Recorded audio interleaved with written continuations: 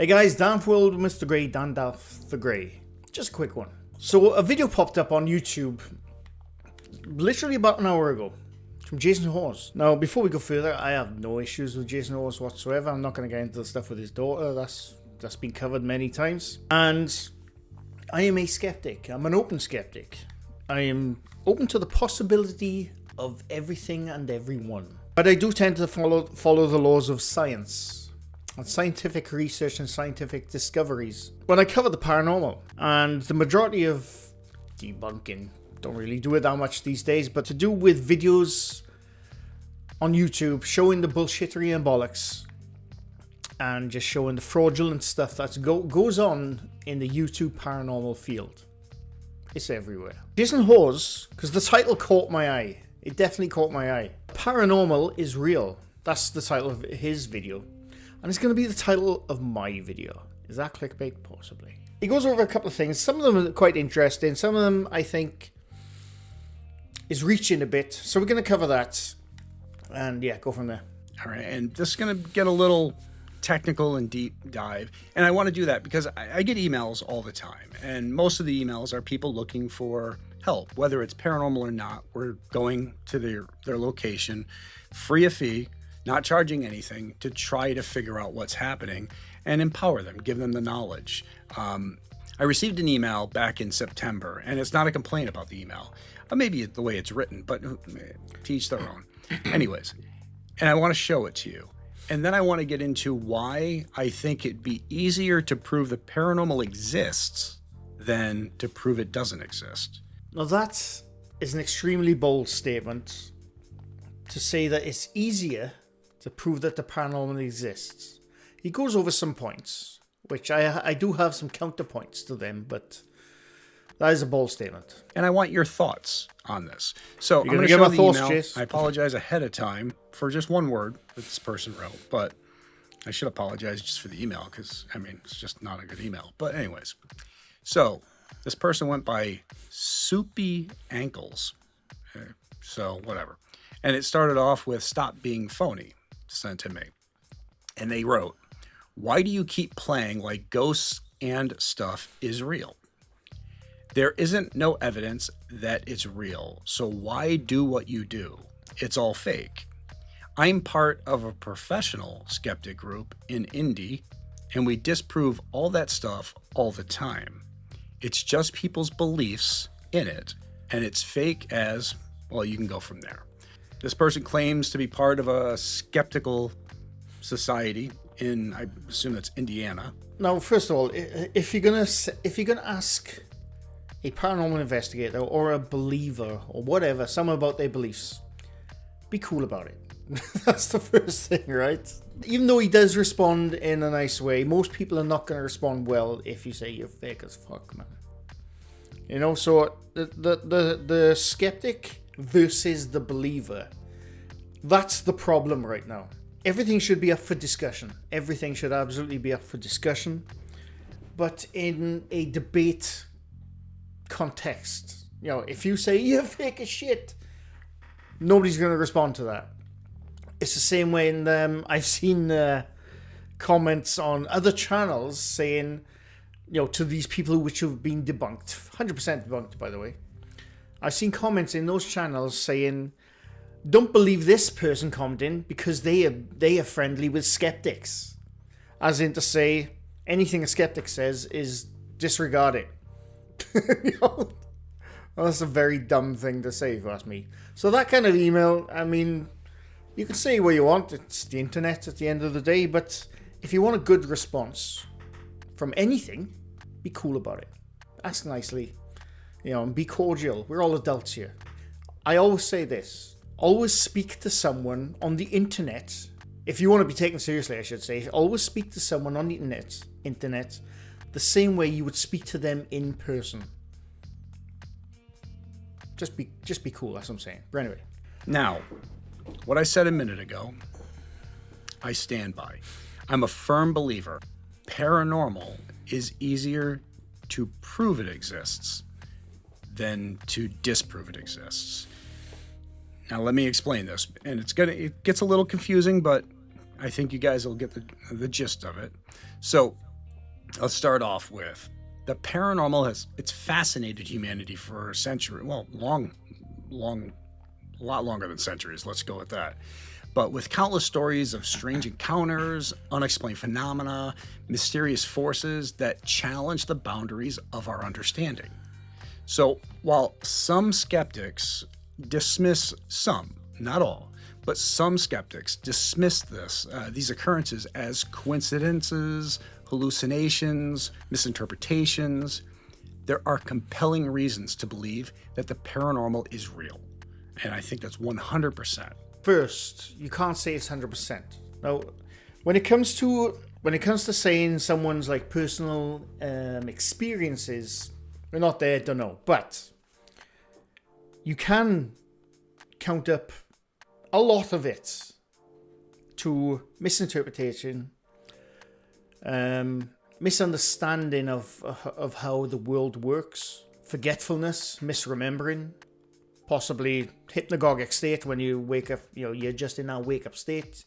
You see sometimes you see stuff, you hallucinate. So I think to say that, I mean, he does say that it's not everyone is like that, but to say you can't put the mark of 100% on a statement like that. Let's start off with the sheer volume of paranormal experiences across cultures, time periods. That suggests that something is happening that's beyond mere superstition. From ghost sightings in ancient civilizations to modern day UFO encounters, these events have been consistently reported across the globe. We're talking everywhere. So many witnesses, and I think this is the most important part, is that many witnesses include credible individuals. We're talking scientists, pilots, military personnel, police officers, and that list goes on and on. So their accounts cannot and should not be easily dismissed. No, I agree. It's accounts should never be outright dismissed unless they're proven to be 100% bullshit artists. They should never be dismissed. I agree with that. But to say that he says scientists have, credible people have said they've had a ghostly experience, and he references scientists. Now, I personally haven't seen any scientist say anything to say that they've had a ghostly experience. I haven't seen that. I've seen police officers say it. I've seen military personnel say it. Doctors, I've seen them say it. Nurses, people in public servants, I should say. I've seen plenty of accounts of them saying it. Just because they're public servants in the military, police force, I have massive respect for anyone who's in that type, field of career. I have family members who's been in the military since the 1920s, so I'm all for respecting that. But at the same time, they are just people like you and me. Just because they're a sergeant in the army or a lieutenant in the police force or a captain, whatever, it doesn't mean they can't be mistaken. That's what you got to remember. At the end of the day, whatever, if they wear a badge, 3 stripes on their shoulders, they're still, at the end of the day, humans like me and you. They do special things in their field, but when it comes to the paranormal experience or experiencing something like the paranormal, you still have to treat them as you would anyone else off the street. But as for the scientist one, I haven't seen that myself. I'd love for people to point me to any scientists which have said they've had a ghostly experience, because that would be interesting. I mean, some of these people are the top in their field. We can't just say it's fake, it doesn't exist. All these people have experiences. So there has to be some truth behind it. What that truth is, we're not 100% sure of yet. So, and that was first. So secondly, all right, let's get into, scientific discoveries continue to reveal how little we truly know about the universe. We've got phenomena such as quantum physics, dark matter, the multiverse theory. They all hint at dimensions of forces that are beyond our everyday comprehension. They really do. So could the paranormal exist in realms that cannot yet be measured by current technology? Yeah, I'm a firm believer. Could the paranormal exist in other realms which we haven't discovered yet? Absolutely possible. But it's possible for anything else to be discovered in that as well. Quantum physics, It's leading the forefront at the moment. It has for quite some time now, and scientifically we are discovering new things. But science has yet to discover if the paranormal is real or not. Science can tell you many reasons why it's not, but at the moment it hasn't discovered anything to say it is. Now, going on the multiverse theory, I'm a big Marvel fan. I love that stuff, but the multiverse is a hypothesis. It's not a theory yet. It's a thought experiment. There's nothing which has ever been proven when it comes to the multiverse, I should say, the multiple universe. It's an interesting hypothesis, and some of the top brains in existence have discussed it and theorized about it. But it is just a hypothesis, a very cool one. Love it to be real, and could be. Who knows? And you can break it down like this. So, radio waves, bacteria, all these things were invisible to humans before the proper tools were invented. So the paranormal very possibly could be just waiting for its turn for discovery. No, I do like that argument where, we didn't know about radio waves, we didn't know about bacteria. I think he mentions bacteria. Radio waves were first discovered in the mid-18th century. Discovered in the mid-19th century. And then in the late 19th century, it was proven. It was discovered, then proven for a fact about radio waves. And now, a mere 150 years on, we know about microwaves, electromagnetism, radio waves, all kinds of waves. And we have gone on to discover more things because radio waves were discovered. The case with bacteria. Bacteria was first thought of back in I believe it was the 1600s. When they started making sure the hospitals and wards were clean, the life expectancy for patients dropped dramatically. And that's when they started to discover, bacteria is actually a bad thing. Obviously there's good and bad bacteria, but the ones the ones we always associate with bacteria, we discovered that in the late 1800s as that's a bad thing. Wash your bloody hands, I'm going on another thing which Jason doesn't actually mention, but it does fall into the scientific discovery realm of what he's talking about, is the ether. Now, I believe it was the 18th century, people believed that the ether was all around us. In fact, I think it almost goes back to the 1500s when it comes to ether, that the ether was all around us. This is what lit the sky up. This was in the heavens. This is how we saw ghosts. The ghosts were in the ether. Then they discovered, no, there's actually no such thing as ether back in the 19th century. Now, the thing you got to look at when, like Jason says, that ghosts have been sighted for centuries. They've actually been sighted for as far back as 4,000 years ago in Mesopotamia. And if you can look this up yourself from the Epic of Gilgamesh. I've mentioned this in other videos before. On Pliny the Elder, they spoke about family members visiting loved ones, after they've passed on. Now, a lot of what they say in that, though, is metaphorically through poetry and stories. As we know today now, you can wake up in the morning or falling asleep at night, the hypnagogic states. You can see things, you can hear things. Same with night terrors. Sleep paralysis, we know all about that now. But back then, they didn't know about that. I'm not saying they didn't see it. What I'm saying is you can explain a lot of that through what we know now, through science. And my point is, about that part, is the first few stories of paranormal, or ghosts, so to speak. They weren't called ghosts, but, that's what they were saying. It's from 4,000 years ago. So in those 4,000 years since the time of Epic of Gilgamesh, we still haven't discovered the proof of ghosts. When we discovered bacteria, when we discovered radio waves, it took about, on average, 120 to 150 years to fully prove those scientific discoveries. So you got that small little tiny window of the things we have discovered. So that comparison, I think you can't really take into account. And yes, quantum mechanics is discovering new things all the time, but with CERN, been going for a good few years now, this smashing atoms, this discovering new things all the time, it still hasn't proven the paranormal, unfortunately. bacteria. Oh yeah, I knew he mentioned All these radio waves. We had no idea they were out there. People were experiencing them, but we didn't know they were there until we found the proper tools that allowed us the ability to see these things or find these things. And don't forget, back then as well, in the old days, we also thought the Earth was flat. We've been proven time and time again that is simply not true. We don't orbit around the moon. The sun doesn't orbit around us. We orbit around the sun. And in the last 10 years, even the flat earthers, who have always looked very dumb, to be honest with you, right? They're looking even more stupid now, thanks to SpaceX and thanks to all the rocket launches we have with high quality cameras attached to them. You know, flat earth has been 100% disproven.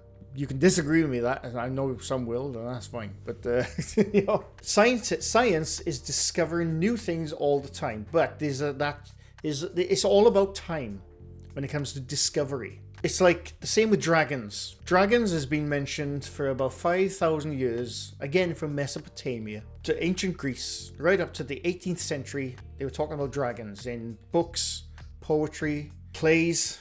Mythological creatures from China, Europe, even in Native America, they had mythological stories about dragons or dragon-like creatures. Now, the popular theory of why so many dragons were mentioned, I know I'm going off a tangent, but I'm just trying to give you my train of thought. The popular theory of why dragons were mentioned so many times back in old civilizations who didn't meet each other until years later is because of dinosaur bones. Dinosaur bones, which were finally categorized in the late 18th century. 19th century. Whatever. But now we know that they probably saw dinosaur bones all those thousands of years ago and think, what the hell is this? It must be a dragon. Because they didn't know what dinosaurs were back then. But my point is, there's discovery happening all the time. In a small time frame, by the way. But when it comes to the paranormal, we've yet to still discover that. I'm hoping I'm making sense. Thirdly, let's get into the whole parapsychological research. We got to remember that it's shown intriguing results. Studies on telepathy, remote viewing, near-death experiences, and they've all yielded data that challenge conventional explanations. Now, near-death experiences, the theory is we won't know. I don't think we'll know for 100% until it happens to one of us, or all of us, I should say.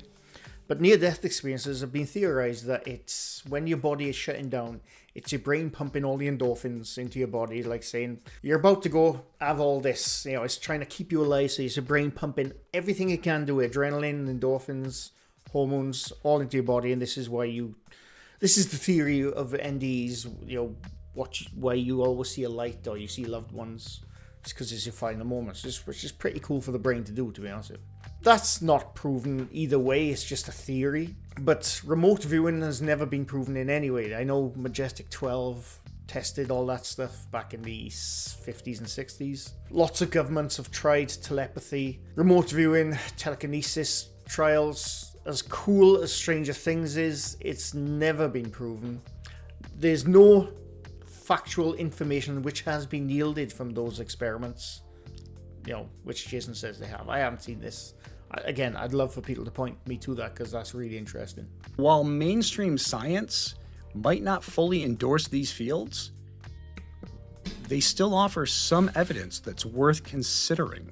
For instance, I believe, it's the Princeton Engineering Anomalies Research. They go by PAIR. You can look them up. Princeton Engineering Anomalies Research. Now, I've never heard of this. Scientific study of consciousness-related physical phenomena of Princeton University School of Engineering and Applied Science has completed the experimental agenda of studying the interaction of human consciousness, developing complementary theoretical models to enable better understanding of the role of consciousness in the establishment of physical reality. Okay, I'm going to look into that. It does look like an interesting site, so we'll see. So they had documented statistical anomalies in human consciousness and the interaction with random number generators. So that suggested that the mind might influence reality in unexpected ways. So in other words, you could be having a paranormal experience, or your mind could be manifesting those experiences. So because the mind is an incredible tool. So you have the ability to manifest something. It's just the way it is. It's the way the mind works. Mind is absolutely fascinating, and we don't know half of what we think we know about the brain, the human brain. There's been countless experiments, on both hemispheres of the brain for like motor function. Even cyclical research has been done on the brain, but nothing has ever come from that, as far as I know. You can look at paranormal websites who say that stuff has done, but the problem with paranormal websites, they do have a bias towards the fantastical. As much as I'd love to believe it, you can't take anything with a paranormal tag attached to the website. You can't really take them as facts. Take them as possibilities all day long, but you can't take them as facts, unfortunately. But it is interesting stuff. Barely scratch the surface when it comes down to it. So I think with all that, we can say lastly that personal experiences remain a powerful testament to the paranormal. Honestly, they do. Many people have had direct encounters, and that defies rational explanation. Now, I always say about personal experiences, I'm not there. I can't tell you if you've seen something or you haven't seen something. I say that all the time. I can show you an effect on a YouTube video which they've used to make a ghostly shadow walk across the screen. I can speculate about stuff, but when it comes to personal experiences, I'm not there, so I don't really comment on that kind of stuff. But what I have found out from doing my little debunking journey for the last 5 years is stories I've read about, paranormal teams I've seen online, and when they've interviewed people about their personal experiences. Like, say, for example, I can't remember the exact one. I think it was the Ghost Adventures or something. I can't remember. It might be just a random YouTube video. This lady had told this paranormal team that she had seen a man in her living room, who was visiting her at night on various times throughout this year. They went there, they interviewed her, and then during the interview, right to the paranormal team's face, they said, when did you see this person, or how does this person look? And she said, I saw him in my mind's eye. So she didn't see a physical manifestation of this person. She saw him in her mind's eye. Now, I'm not saying she's lying, but unfortunately, you can't take that as evidence.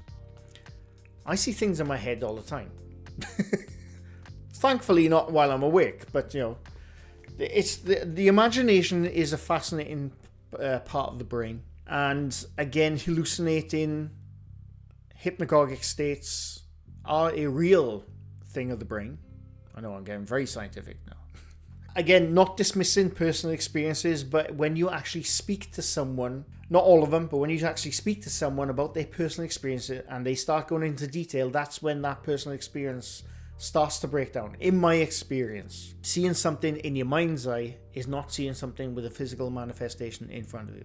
And I remember that. I'll have to try and dig it out. I can't remember who he was now. And the person interviewing that woman looked very downtrodden about that piece of information, because they made their whole trip and investigation based solely on this person seeing someone in their living room or bedroom. It's very interesting. But anyway. Whether it's a sudden chill, a strange voice, or an object moving on its own, these events often leave lasting impressions. And again, what you got to remember with personal experiences, or like, say, supposed hauntings, you got infrasound, you got environmental conditions like electromagnetic fields, strong, weak, all disturbing your body, your eyes, your eyes and your muscles. That can account for a lot of things which have been seen at the corner of your eye.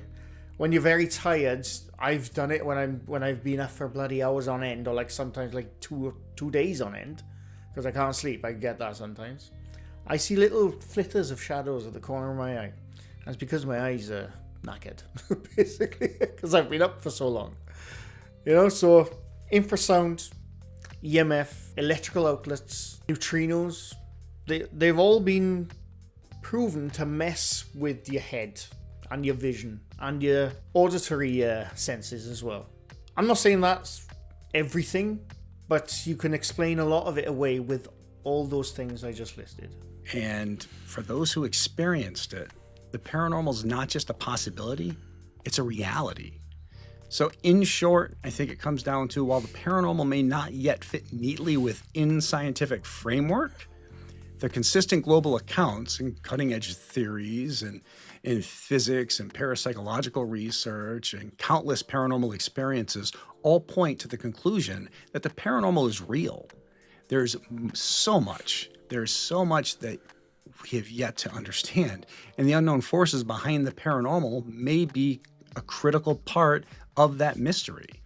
So with that being said, I think that shows that the paranormal does exist. Now, the paranormal just... It's that statement which got me interested in this video in the first place. The paranormal, he's basically saying you have to come to the conclusion that the paranormal does exist because of all the things Jason just listed. But with my counterpoints, I don't think you can definitively say that myself. And, trust me, nothing would make me happier than the paranormal to exist. And we're going to see loved ones when we pass on. Nothing would make me happier, trust me. But you can't just blatantly state that as a fact. And, with the statement saying that it's easier to prove the paranormal than it is to disprove, that is reaching, if you ask me. I think that's a misstep. For whatever reason, I don't know. But yeah. Meaning beyond. So it's beyond the normal of what we're used to. So we're not sitting here saying 100% beyond a shadow of a doubt, ghosts are real. It could be time overlapping. It could be us manifesting the activity ourselves. I think there's so many different factors that come into play when it comes down to that. But the fact of the matter is, so many people throughout time, since the beginning of time, have had some sort of paranormal encounter. And with that, they've all been searching for that answer. They've all been looking for the truth. Now, again, it would be great if we could get people like physicists and other types of scientists and sound engineers and all these other things involved in the field, because at that point we could all be working together for a goal. And I think... No, I do agree with that, to get physicists, sound engineers involved. But they have been involved. They have made various experiments over the years since the 1960s to try and prove the paranormal, and they've always come to the conclusion that no, it doesn't exist. They've always done it in controlled environments, because when it comes to science, you have to have something repeatable in order to prove something is true. And unfortunately, there's nothing been in the paranormal field which has been repeatable. Knox, that's not evidence, right? I haven't seen anything apart from fakery. I haven't seen myself on any evidence from reading about it, from seeing it. I haven't seen anything where a knock has intelligently responded to someone asking something. I've seen it in fake stuff all the time. If we were able to, we would see the field progress at an alarming rate. And also we have some great people out there that are designing specific equipment for the paranormal field. Now, I do have my issues with any technology designed specifically to find ghosts. I have my issues with that. I've gone over them countless times.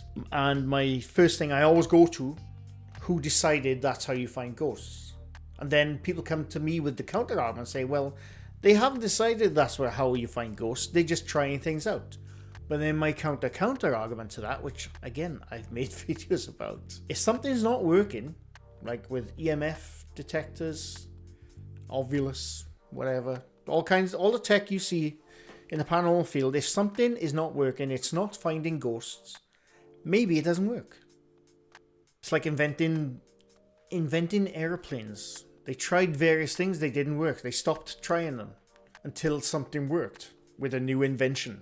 So I'm all for people, creating new technology to try and discover different fields in the spectrum, different auditory equipment, visual equipment. I'm all for people trying to create new technology to find something out. I'm all for that. But the technology in the paranormal field right now are all gimmicks. They're all gimmicks because they would have worked by now. That's my point. A lot of them have been in a lot of the technology has been in the paranormal field for a number of years now, and it's yielded nothing. So, that's the problem with paranormal tech. And my other problem with paranormal tech, it's always made by paranormal investigators, or paranormal enthusiasts, I should say. It's never made by an engineer outside of the field. Some engineers have made paranormal tech for paranormal investigators. Bill Chappell is a good example for Ghost Adventures. But again, he was in the field. He was in the paranormal field. He wasn't an outsider, at the time. But anyway. And I think that is another benefit that is going to help this field. Now, some of the equipment out there is gimmicky. We're talking the obelisk and all these other things. But some of it actually helps you find things, whether it's paranormal or not. When we're going in and we're looking for, or we're picking up high magnetic fields, we're not saying these magnetic fields means a ghost is here. No, there's a lot of factors that come into play that can, or situations that people can experience that can be onset by high magnetic fields. I'm glad he mentioned that, because that's what I was talking about when you can say infrasound affects you, neutrinos affect you, electromagnetism affects you.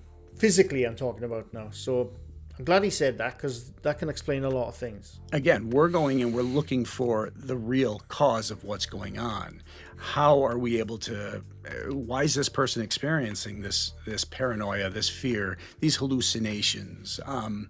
All those factors come into play. So I think all this being said points to the existence of paranormal and being able to prove the paranormal far easier than trying to disprove the paranormal. That's the statement I have an issue with in his entire video.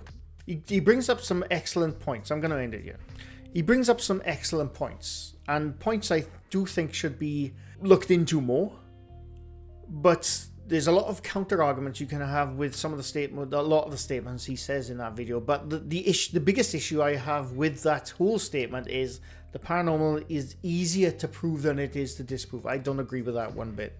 But yeah, that's all I'm going to say in it. I got nothing definitive to say about it, but I think that video did deserve a bit of a counter argument to it, and I hope I brought some interesting facts up. It is an interesting video. I'll link his video down below. Like I said, I think some of the statements are a bit bloody bold, if you ask me. And a lot of stuff can be explained. There's a lot of stuff with the paranormal that can't be explained, but the majority of it can be explained. I would love nothing more to be wrong about everything I just said. But anyway, I hope you enjoyed. Leave a like if you like this video. Leave something new to my channel. I do this quite often. I'll be back again soon. Don't know when, don't know how. But anyway, thanks for watching, and bye for now.